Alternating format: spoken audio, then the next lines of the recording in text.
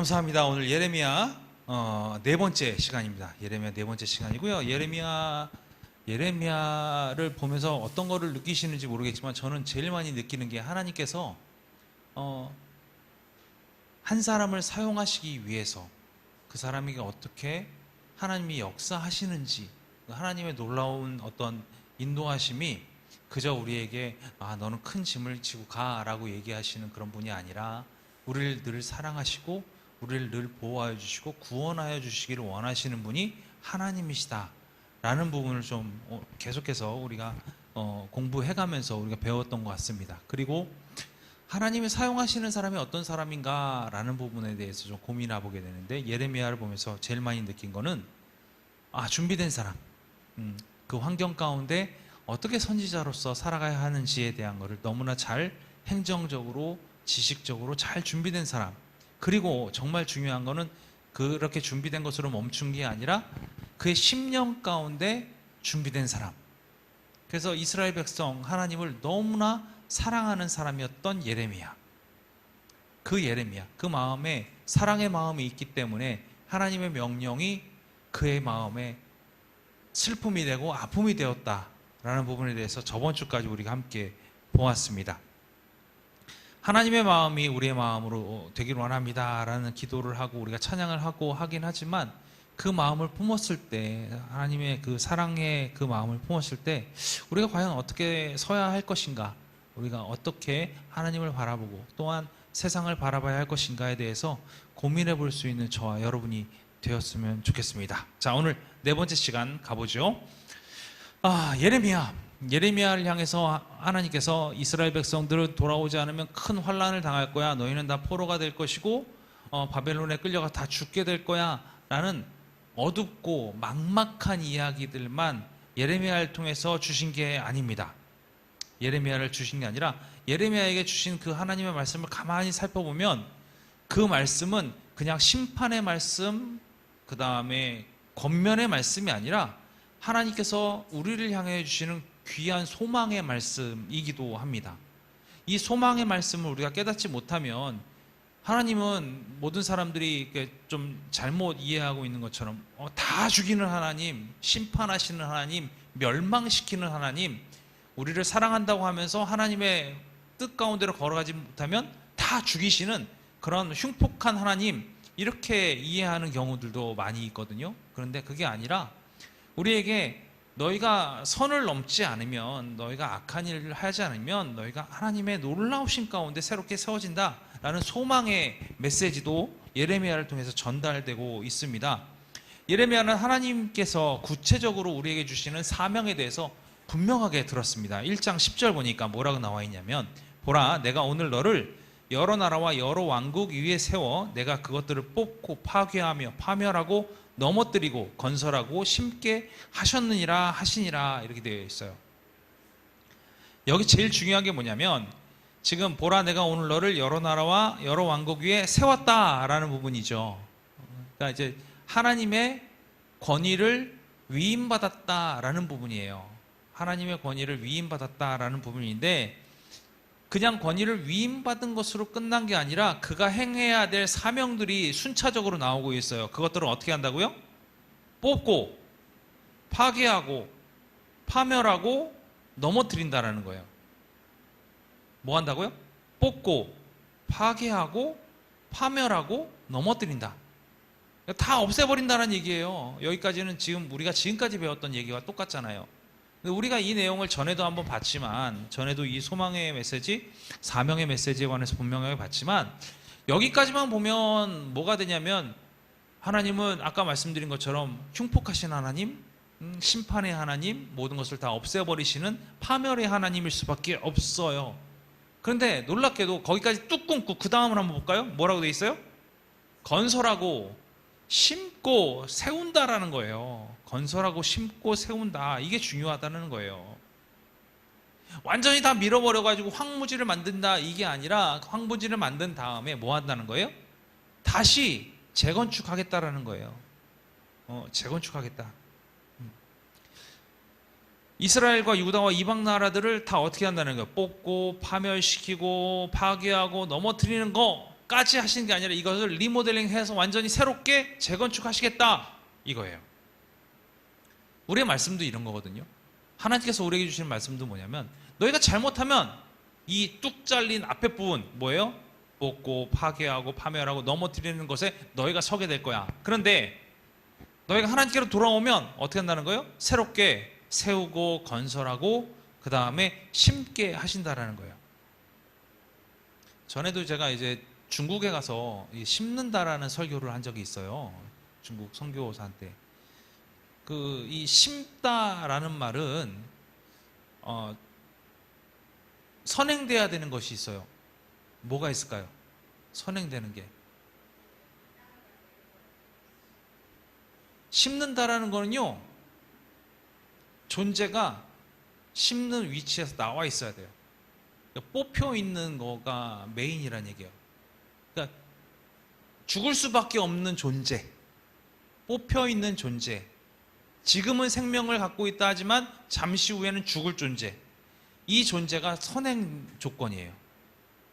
이 선행 조건이 어떻게 되는 거예요? 심김으로 살아나는 거예요. 그러니까 심는다라는 것은 뭐냐면 죽을 수밖에 없는 것이 살아나는 과정이 되는 거죠. 하나님께서 말씀하신 건 뭐냐면 너희는 어떤 존재냐? 이미 뽑혀진 존재, 죽을 수밖에 없는 존재, 마를 수밖에 없는 존재지만 내가 너희를 어떻게 하는 거예요? 새로 심겠다 말씀하시는 게 예레미야를 통한 하나님의 사명의 메시지라는 거예요. 그건 저와 여러분도 마찬가지입니다. 이 사명에 대해서 구체적으로 알고 계셔야 돼요. 세상에는 알지 못하지만 죽은 자와 같은 영혼들이 있어요. 우리는 뭐 해야 돼요? 우리는 하나님의 사명을 받고 그들을 생명으로 심어야 돼요. 그게 우리의 사명이에요. 그걸 알고 계셔야 돼요.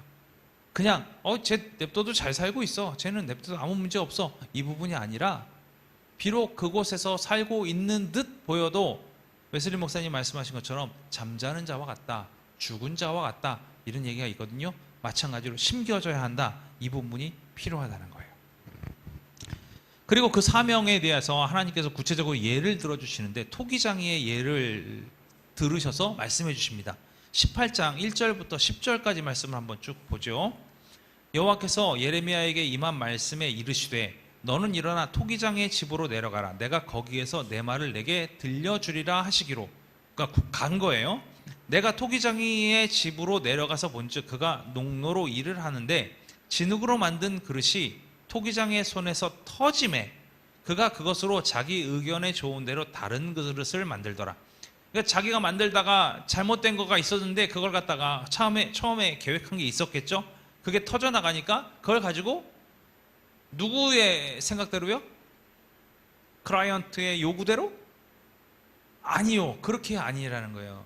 소위 말해서 내가 예전부터 만들기 위해서 무슨 고급 주전자를 만들려고 했는데 터졌으니까 고급 주전자 다시 만들어야지, 이렇게 안 하고 뭐 한다는 거예요? 지금 만들던 사람이 자기 멋대로 그릇을 만들더라는 거예요. 그것을 보여주셨다는 거예요. 이때 여호와의 말씀이 내게 임하니라 이르시되 여호와의 말씀이니라 이스라엘 족속아 이 토기장이가 하는 것 같이 내가 능히 너희에게 행하지 못하겠느냐.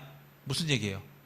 너희가 지금 내 손에서 터져나간다 하면 내가 그걸 가지고 다시 무언가를 만들 수 있지 않겠느냐, 이 얘기 하시는 거예요. 이스라엘 족속아 진흙이 토기장이 손에 있음 같이 너희가 내 손에 있느니라. 처음에 잘 만들어진 원래 계획대로 만들려고 했던 그 그릇이 아니라 그 그릇이 잘못된다 할지라도 다시금 세울 수 있다는 부분을 말씀하고 계시는데 쭉 보니까 내가 어느 민족이나 국가를 뽑거나 부수거나 멸하려 할 때에 이미 계획을 세우셨다는 거예요. 만일 내가 말한 그 민족이 그의 악에서 돌이키면 내가 그에게 내리기로 생각하였던 재앙에 대하여 뜻을 돌이키겠고, 내 생각에서 멸망하기로 했는데 걔네들이 돌이키면 다시금 그 멸망의 의견을 덮으시겠다는 얘기예요. 반대로 내가 어느 민족이나 국가를 건설하거나 심으려 할 때에 만일 그들이 나 보기에 악한 것을 행하여 내 목소리를 청종하지 아니하면 내가 그에게 유익하게 하리라고 한 복에 대하여 뜻을 돌이키리라. 새롭게 세우고 건축하고 심으려고 했던 그 나라에 주려고 했던 그 복까지도 다 돌이켜서 없애버리시겠다라는 말씀을 하신 거예요. 저와 여러분에게도 주는 메시지입니다. 우리가 하나님의 뜻에서 벗어나면 하나님은 우리를 심판하려 하실 거예요. 근데 그 심판의 메시지를 우리가 매일 묵상하고 기도하고 하나님 앞에 나아가면서 그 메시지를 듣고 그 메시지가 가슴을 찌를 때 우리가 돌이켜 회개하고 하나님 앞에 돌아오면 어떻게 하신다는 거예요? 우리를 멸망하려고 뽑으려고 하셨던 그 마음을 돌이키신다는 거죠. 반대로 지금은 복 받을 것 같고 지금은 뭔가 많은 것을 이룰 것 같고 지금은 하나님의 복 가운데 살아가고 있는 우리라 할지라도 우리가 하나님 보시기에 악한 일을 행하기 시작하면 어떻게 하신다는 거예요? 그 복을 돌이키시겠다 말씀하신다는 거예요. 저와 여러분 진흙과 같은 모습입니다. 지금은 진흙덩이와 같은 모습이에요. 하나님께서 계획하신 모습들이 있으시죠. 계획하는 모습들이 있으실 거예요. 우리가 예수 그리스도를 믿고 있다라는 것, 교회 와서 함께 예배하고 있다라는 것은 무엇을 얘기하는 거냐면 우리가 변화되기를 원하는 거잖아요. 어떤 모습으로 변화되기를 원하시는 거예요? 세상의 권력에 유명한 자, 명예가 또 높은 자, 재정으로서 많은 것을 부와 명예를 누리고 있는 자, 아니면은 연예인처럼 모든 사람들을 밑에서 두르는 자, 권력을 휘두를 수 있는 사람, 이런 게 아니라는 거죠. 우리가 예수를 믿고 함께 교회에서 함께 예배하고 헌신하고 봉사하고 섬기는 일을 하는 이유 자체는 우리의 모습이 예수를 닮아가기 위한 거예요.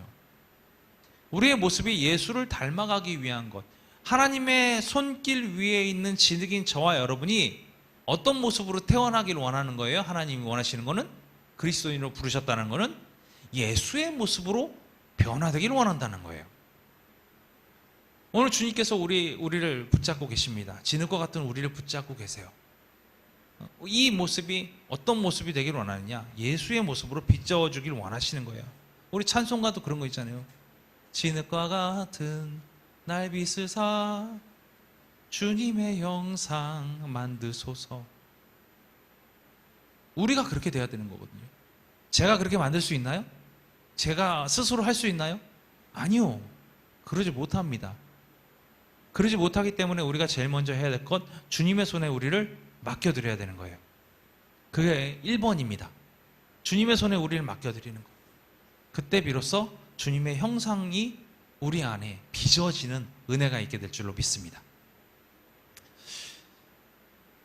자, 이 소망의 메시지를 가만히 다시 살피면 이스라엘은 지금 누구 손에 붙들려 있는 거예요?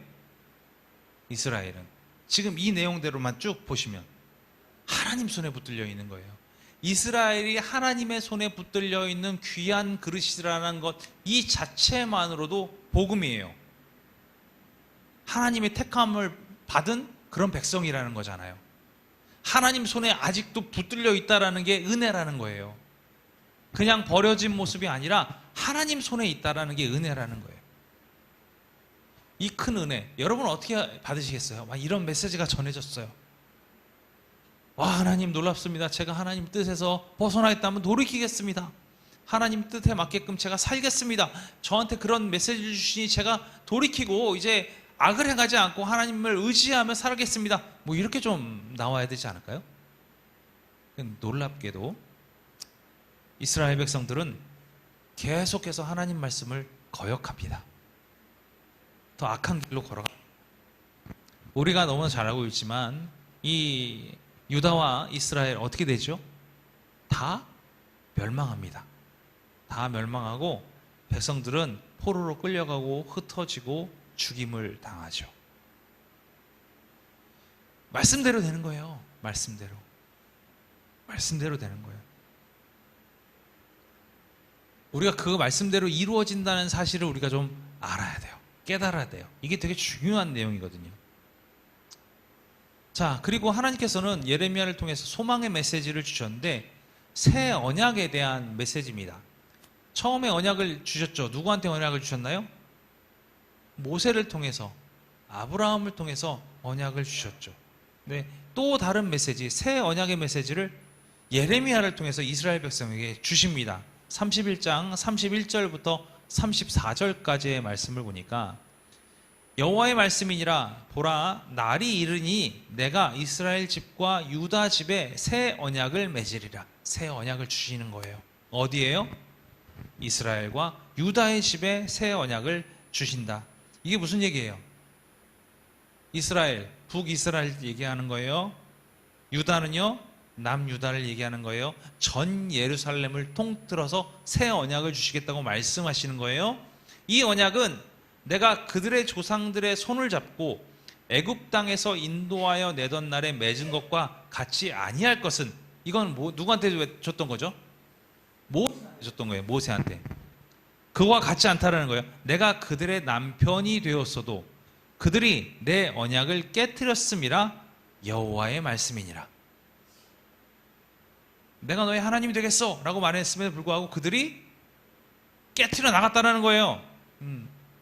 범죄를 저질렀다는 거예요. 그러나 그날 후에 내가 이스라엘 집과 맺을 언약은 이러하니, 새 언약이 이렇다는 거죠. 곧 내가 나의 법을 그들의 속에 두며 그들의 마음에 기록하여 나는 그들의 하나님이 되고 그들은 내 백성이 될 것이라 여호와의 말씀이니라. 잘 보세요. 율법은 문서로 되어 있는 거예요. 우리 행동 양식인 거예요. 이렇게 살지 않으면 하나님 것이 아니야 라는 행동 양식인 거예요. 그런데 오늘 새 언약은 어디에 있어요? 어디에 새겨지는 거예요? 다시 볼까요? 곧 내가 나의 법을 어디에 준다고요?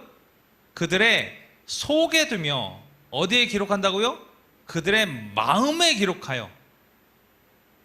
지금 모세에게 준 그 언약의 근거는 뭐냐면 내가 너의 하나님이 되겠어 라고 하나님 스스로 선포하신 거예요.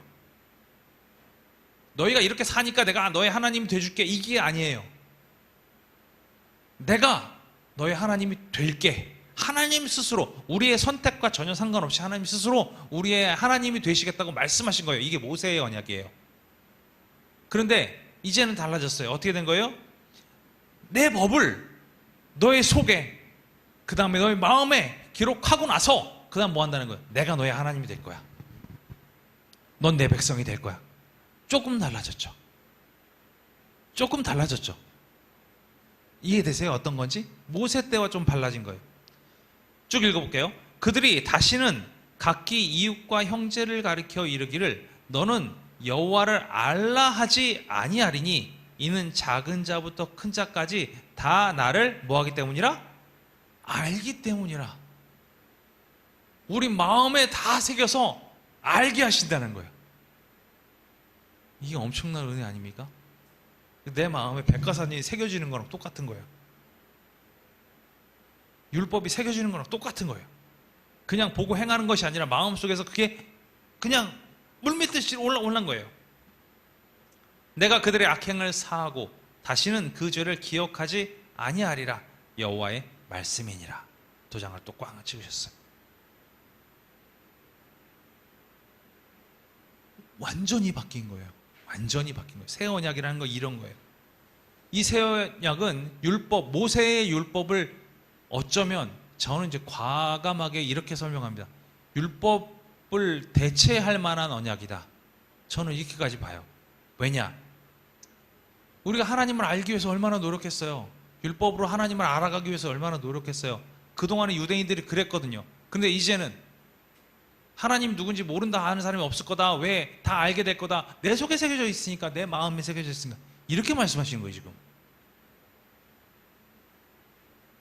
그래서 이 마음으로부터 일어난 이 율법이 어떻게 되느냐?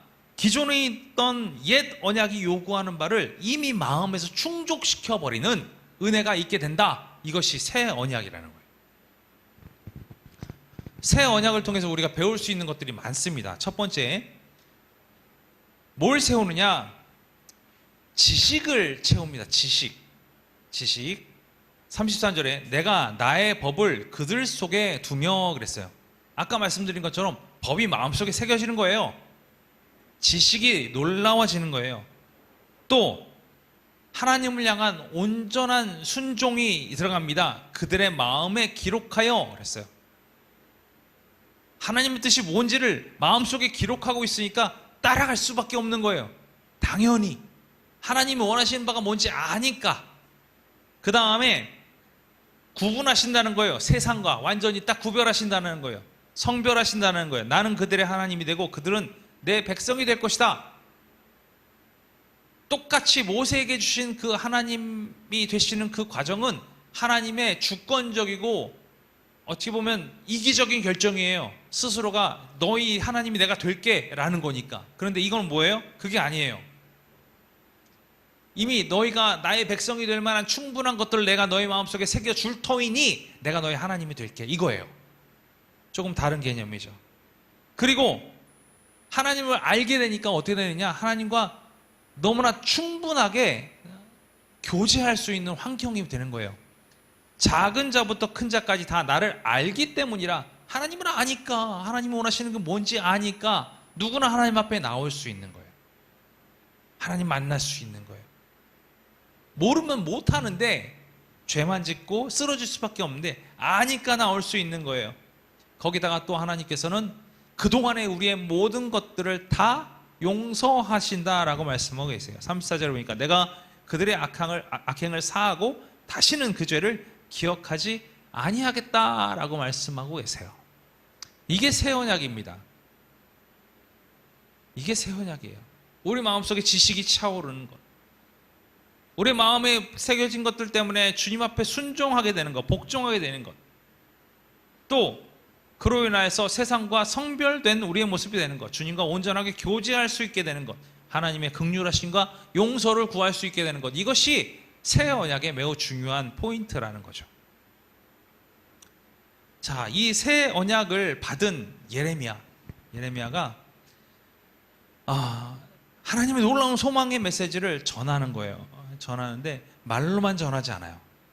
말로만 전하지 않고 그가 이제는 행동으로 하나님께 소망을 갖고 있는 사람은 어떻게 행동해야 되는지를 그대로 보여주는 거예요. 그대로. 엄청난 믿음의 결과를 그의 행동으로 보여줍니다. 32장 6절부터 15절까지 말씀 볼게요. 예레미야가 이르되 여호와의 말씀이 내게 임하였느니라 이르시기를, 하나님께서 말씀하셨대요. 이제 그 말씀대로 어떻게 하나 말해요? 보라, 내 숙부 살롬의 아들 하나멜이 내게 와서 말하기를 너는 아나돗에 있는 내 밭을 사라. 이 기업을 물을 권리가 내게 있느니라 하리라 하시더니, 지금 잘 생각하셔야 돼요. 지금 이 땅이 뭐 한다고 계속 선포했어요, 예레미야가?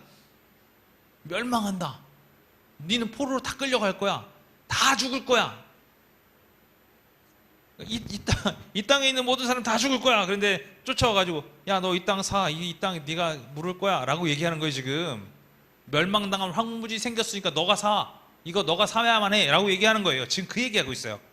여호와의 말씀과 같이 나의 숙부의 아들 하나멜이 시위대 뜰 안 나에게 와서 이르되 청하노니. 지금 어디에 있는 거예요, 예레미야가? 시위대 뜰 감옥에 있는 거예요. 감옥에 있는 사람한테 찾아와서 뭐 하는 거예요? 너는 베냐민 땅 아나돗에 있는 나의 밭을 사라. 기업의 상속권이 내게 있고 물을 권리가 내게 있으니 너를 위하여 사라 하는지라. 내가 이것이 여호와의 말씀인 줄 알았으므로 내 숙부의 아들 하나멜이 아나돗에 있는 밭을 사는데 은 17세겔을 달아주되. 샀어요. 그 땅을 산 거예요. 샀어요. 증서를 써서 봉인하고 증인을 세우고 은을 저울에 달아주고 법과 규례대로 봉인하고 봉인하지 아니한 매매 증서를 내가 가지고 나의 숙부의 아들 하나멜과 매매 증서의 인친 증인 앞에 시위대 뜰에 앉아있는 유다 모든 사람의 앞에서 그 매매 증서를 마세야의 손자 네리야의 아들 바룩에게 붙이며 그들의 앞에서 바룩에게 명령하여 이르되, 만군의 여호와 이스라엘 하나님께서 이와 같이 말씀하시기를 너는 이 증서 곧 봉인하고 봉인하지 않은 매매 증서를 가지고 토기에 담아 오랫동안 보존하게 하라. 만군의 여호와 이스라엘 하나님께서 이와 같이 말씀하시니라. 사람이 이 땅에서 집과 밭과 포도원을 다시 사게 되리라 하셨다 하니라. 하나님이 말씀하시는데 이 땅이 다 멸망할 거야. 그런데 나중에 이 땅을 너희가 다시 살아오게 될 거야. 살아오게 될 거야. 그래서 나는 이걸 봉인한 걸 토기에 넣어놓고 오랫동안 바룩에게 맡겨놓고 보존시킬 거야 라고 얘기하고 있는 거예요. 고향 땅을 사는데 이게 어떻게 된다는 거예요? 이 땅이. 이게 무슨 말이에요? 이 땅이 어떻게 된다는 거예요? 다시 회복된다는 거예요. 다시 돌아오게 된다는 거예요. 그 얘기를 하고 있어요. 아니, 많은 돈을 주고 이 땅을 사야 되는데 멸망하는 땅을 사고 싶냐고요. 그렇지 않거든요. 그런데 이 땅이 반드시 하나님의 말씀 가운데 다시금 회복될 거라는 강한 믿음이 예레미야한테 있으니까 이 땅을 사는 거예요. 완벽하게 유다가 회복될 거라는 증거로 스스로가 돈을 들여서 매매 증서를 써서 이 땅을 사는 것으로 행위로 나타낸 거예요. 결국엔 바벨론 땅이 될 건데, 근데 그걸 사는 것은 엄청난 믿음이라는 거예요. 믿음. 지금 오늘 보진 않았지만 17절에 뭐라고 되어 있냐면 주에게는 할 수 없는 일이 없으시니이다 라고 고백해요. 그러니까 어떻게 보면 지금 이 사람이 이 땅을 갖고 온 이유도 너가 그렇게 말하면 멸망당할 땅인데 네가 어떻게 하나 보자. 아마 이랬을 수도 있을 것 같아요. 이미 감옥에 갇혀있는 사람 쫓아와가지고 이 땅 사라. 너가 그 권리가 있어. 이 땅 사. 이렇게까지 얘기하면 그러면 감히 지금 이게 어떻게 보면 언밸런스하잖아요. 멸망할 거야. 다 죽을 거야. 이렇게 지금까지 선포하고 있는 예레미야에게 틱 와가지고 야, 너 이 땅 사. 이거 너가 책임지고 사야 될 땅이야. 자기 말이 그러니까 이율배반적인 말이 될 수도 있는데 그럼에도 불구하고 뭘 하느냐? 멸망될 거야. 이거는 분명히 멸망될 거야. 대신에 이걸 오랫동안 나는 간직할 거야. 왜냐하면 그 오랜 기간이 지난 후에는 이 땅이 회복될 것이기 때문에 그래 라고 얘기하는 예레미야. 우리에게도 이런 믿음이 있었으면 좋겠습니다. 하나님의 선포와 자신의 강한 믿음, 이것을 잘 조절할 수 있는, 그리고 17절에 나와 있는 주에게는 할 수 없는 일이 없으시니이다 라는 고백이 저와 여러분의 입술에서 나왔으면 좋겠습니다. 이 소망의 메시지를 우리 스스로 어찌 보면 예레미야는 자신의 삶으로 드러냈어요. 삶으로. 그의 입술은 하나님의 말씀을 선포했고 그의 삶은 하나님을 향한 믿음을 살아냈어요. 저는 이 장면을 이렇게 해석합니다. 우리 입술 가운데, 예레미야 입술 가운데 뭐라고 말씀하셨어요? 당신의 말씀을 두겠다라고 말씀하셨어요. 기억하시죠? 그렇죠? 예레미야는 하나님께서 말씀하시는 그 모든 말을 이야기하도록 사명받았어요. 그렇죠? 근데 그의 삶은 고난과 역경에 있으면서도 어떻게 했냐면 하나님을 향한 하나님이 우리에게 부어주신 그 소망을 향한 믿음을 가지고 살아냈어요. 시위대 뜰에서 그 바칠 삶으로 소망을 그의 삶을 통해서 드러낸 거예요. 이게 우리의 삶이 되면 어떨까? 우리 입술을 통해서는 사실은 혀를 다스리는 것처럼 어려운 게 없잖아요. 근데 우리 입술을 통해서는 하나님의 말씀이 계속 선포되어지고 우리 삶을 통해서는 하나님을 향한 소망을 살아내는 그런 그리스도인들, 우리 행복한 교회의 모든 교인들이 다 그런 삶을 살면 얼마나 좋을까? 세상에 어떤 사람이 보더라도 그의 입술을 통해서는 정말로 아름다운 말씀들이 쏟아져 나오고 그의 삶을 지켜보면 참 하나님을 향한 온전한 소망을 품고 살아가는 참된 그리스도의 몸으로 살아내는 이 모습들, 이게 너무나 아름답지 않은가? 이렇게 예레미야를 통해서 또 하나를 배워봅니다. 하나님께서는 우리에게 귀한 소망을 주셨습니다. 단지 우리가 죽어서 심판에서 구원을 얻고 영생을 얻는다는 것으로 우리의 소망이 끝난 게 아니에요. 우린 주기도문을 통해서 우리가 분명하게 고백합니다. 뭐라고 아시죠? 우리가 하늘에 계신 우리 아버지요, 이름이 거룩히 여김을 받으시오며 나라가 임하시오며, 나라가 임하시오며, 나라가 임하시오며 나라에 임하시오며. 제가 이런 말씀 한번 들은 적 있죠. 나라가 임하시오면은 천국이 지금 여기 임하는 거예요. 그렇죠? 나라에 임하시오면요, 지금 이 땅에 임하시는 거예요. 그렇죠? 조금 조사의 차이에 따라 달라지는데, 우리는 분명히 고백하기를 나라가 임하시오며 이렇게 고백하고 있어요. 하나님의 나라가 이 땅에 이루어지는 거예요. 하나님의 나라가 이 땅에 이루어진다는 것은 뭐냐면, 저와 여러분들의 마음속에 주님이 주시는 평안으로 세상이 어떻게 할 수 없는 놀라운 평안 가운데 우리가 있는 거예요. 그게 소망이거든요. 하나님은 지금도 수많은 역경들이 우리가 달려온다 할지라도 그 가운데서도 평안을 허락하시는 분이시잖아요. 그 하나님 앞에 나아가는 우리들의 모습, 또 예레미야의 모습을 우리가 좀 배웠으면 좋겠습니다. 그래서 어렵다 할지라도 우리가 소망을 바라보고 이 땅을 살아가고 있지만 잘 살아낼 수 있는 우리 모두가 되길 간절히 축원합니다. 기도하겠습니다. 하나님 감사합니다. 오늘 하나님의 놀라우신 은혜 가운데 거하게 하심에 진심으로 감사드립니다. 어렵고 힘든 말, 하나님의 사명을 감당하려는 그 말 중에 하나님께서 우리에게 허락하여 주시는 놀라운 소망의 내용들을 깨달아 알게 하시고, 이제 그 소망을 품고 이 소망을 부여잡고 우리가 실질적으로 믿음을 가지고 그 삶을 살아내는 우리들 다 될 수 있도록 인도하여 주시옵소서. 주님의 인도하심으로 말미암아 우리의 형상이 하나님의 형상, 예수 그리스도의 형상이 되길 간절히 바랍니다. 주께 온전히 우리를 맡겨드림으로 말미암아 이 땅에 주의 천국이 임하는 것처럼 우리의 심령 가운데 주의 천국이 임하여서 늘 언제나 평안과 기쁨과 사랑을 누리며 살아가는 우리 모두가 되게 인도하여 주옵소서. 돌아가는 그 발길도 주님께서 인도하시며 믿사오며 감사드리며 예수 그리스도의 이름으로 기도합니다. 아멘. 주기도문 하시겠습니다. 하늘에 계신 우리 아버지여, 이름이 거룩히 여김을 받으시오며 나라가 임하시오며 뜻이 하늘에서 이루어진 것 같이 땅에서도 이루어지이다. 오늘 우리에게 일용할 양식을 주시옵고 우리가 우리에게 죄 지은 자를 사하여 준 것 같이 우리 죄를 사하여 주시옵고 우리를 시험에 들게 하지 마시옵고 다만 악에서 구하시옵소서. 나라와 권세와 영광이 아버지께 영원히 있사옵나이다.